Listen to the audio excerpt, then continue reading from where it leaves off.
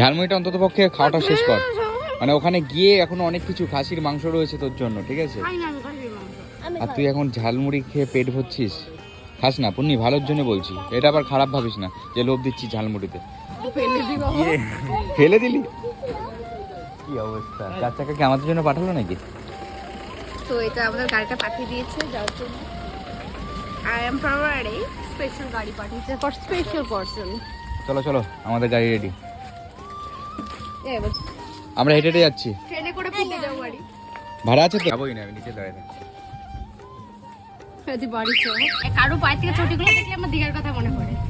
আমার গায়ের মধ্যে শুশু করে। পা কেবল একটা চটি কিনে নিয়ে শোনা তো আমরা দাঁড়াও, আমি বলছি, আমরা উঠে গেছি এখন টোটো, এখন হচ্ছে বহুত দিন আগেকার কথা বলছি। শালিবাড়ি ফটো, আমরা উঠে গেছি টোটো।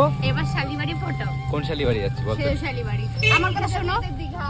কই দীঘা? এই দেখো দীঘা, দীঘা দীঘা। আর শোনো আমার গাড়ি। আচ্ছা